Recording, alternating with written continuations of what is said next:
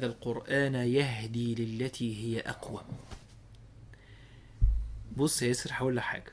أقسم لك بالله إحنا ما بقيناش صغيرين خلاص. الدنيا دي متاهة بنت لذينة، متاهة.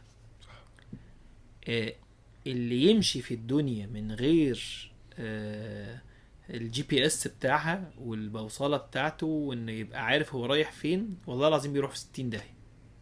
انا ليه بقول كلمه احنا مش بقيناش صغيرين خلاص؟ عشان خاطر اقول للشباب حتى الصغير ان بص، انت وانت جاي، انا مش راجع، لا انا هناك اصلا تمام ومكمل.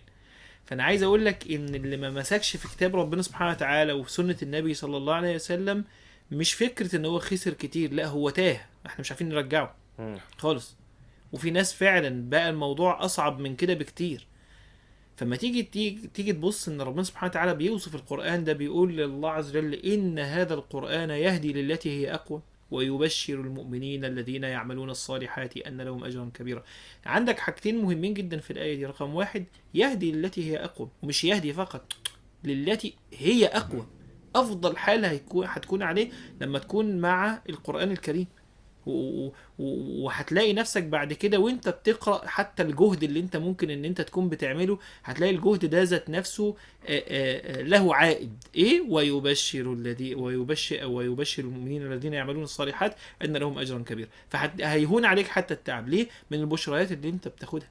فامر مهم جدا. انت غير كده انت ماشي في الدنيا، والله العظيم الدنيا دي بتقابل فيها شويه بني ادمين وانت منهم يعني، تمام. فانت عارف الناس اللي بتقول لك احنا بنقابل ناس بتخرج اسوأ ما فينا، نعم. ومش بس انت بتقابل ناس بتخرج اسوأ ما فيك، وانت اصلا فيك سيء، سيء كمان. وبتقابل احداث وبلاءات بتغير فيك وبتشوه طباعك. انت محتاج حاجة تيجي تطيب خاطرك وتعالجك وتعالج قلبك عشان خاطر تعرف تستمر على هذا الصراط المستقيم لو كنت من اهل الصراط المستقيم. تلاقي ربنا سبحانه وتعالى بيوصف لك القرآن، بيقول لك ايه؟ وننزل من القرآن ما هو شفاء ورحمة للمؤمنين.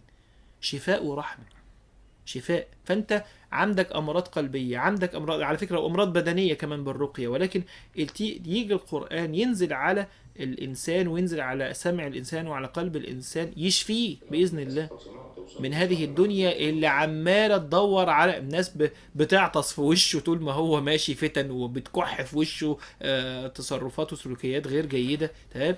بس يجي القران يمسح لك كل ده. وننزل من القران ما هو شفاء ورحمه للمؤمنين. شوف بعد كده ربنا سبحانه وتعالى يقول لك ايه؟ ولا يزيد الظالمين الا خسارة. فمهم جدا ان انا ابقى فاهم ان انا محتاج القرآن عشان خاطر ابقى ليا منزلة عند ربنا سبحانه وتعالى. النبي صلى الله عليه وسلم يقول خيركم من تعلم القرآن وعلمه. اتعلم القرآن وعلمه للناس. انا كده بقيت في حتة تانية، محتاجه عشان الثواب.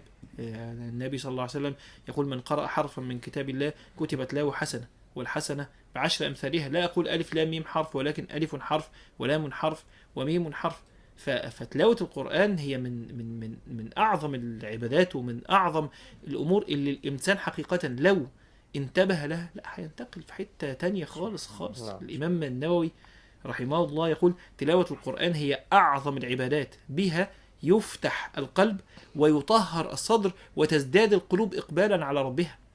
فأنت من غير قرآن لا، أنت تايه، أنت في حتة تانية خالص.